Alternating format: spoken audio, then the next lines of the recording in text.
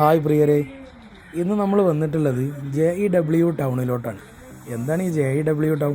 Jio town ഇതെവിടെ സ്ഥിതി ചെയ്യുന്നതല്ലേ? അമേരിക്കയിലോ അതല്ലെങ്കിൽ ലണ്ടനിലോ ഒന്നുമല്ല.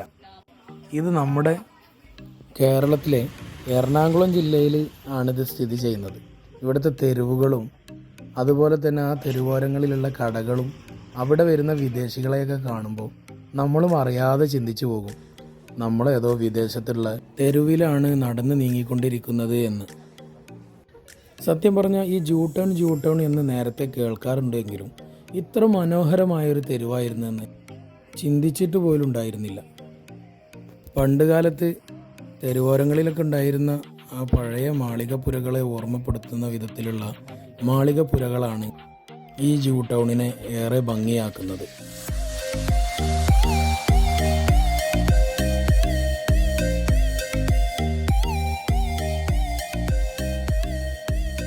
നേര് പറഞ്ഞാൽ നമ്മുടെ ഒരു ഫോട്ടോ ഒക്കെ എടുക്കാൻ ആഗ്രഹിക്കുന്ന ആളുകളാണെങ്കിലോ അതല്ലെങ്കിൽ ഫാമിലിയുമായിട്ട് ജസ്റ്റ് ചില്ലായിട്ടൊന്ന് ചെറിയ നടത്തൊക്കെ ആഗ്രഹിക്കുന്ന ആളുകൾക്ക് ഈ തെരുവ് എന്തുകൊണ്ടും ബെറ്ററാണ്.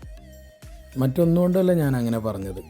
ശാന്തമായ ഈ ഒരു അന്തരീക്ഷവും വളരെ വൃത്തിയുള്ള ഈ ചുറ്റുപാടും നമ്മുടെ പ്രിയപ്പെട്ടവരോട് മിണ്ടിയും പറഞ്ഞു ഇരിക്കാൻ വളരെ നല്ലൊരു സ്പേസാണെന്ന് തോന്നി.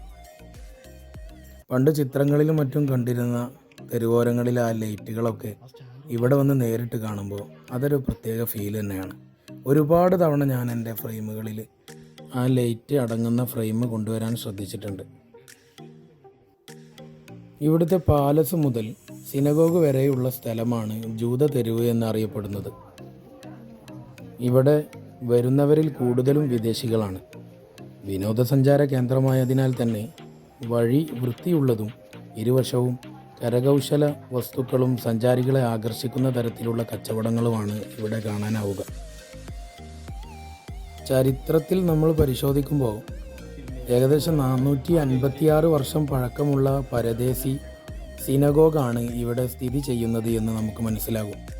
സിനഗോഗ് എന്നാൽ ജൂതമതവിശ്വാസികളായ ആളുകൾ പ്രാർത്ഥനയ്ക്ക് വേണ്ടി പോകുന്ന അവരുടെ ദേവാലയത്തിന് പറയുന്ന പേരാണ് സിനഗോഗ് എന്നുള്ളത്.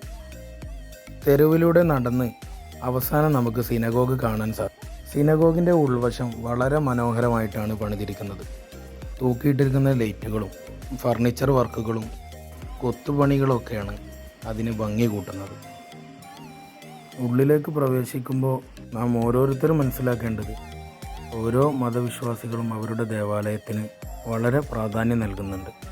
ഉള്ളിലൂടെ നമ്മൾ അവരുടെ വിശ്വാസത്തിന് കളങ്കം വരുന്ന വിധത്തിലുള്ള ഒരു പ്രവർത്തനവും നമ്മൾ ചെയ്യാൻ പാടില്ല.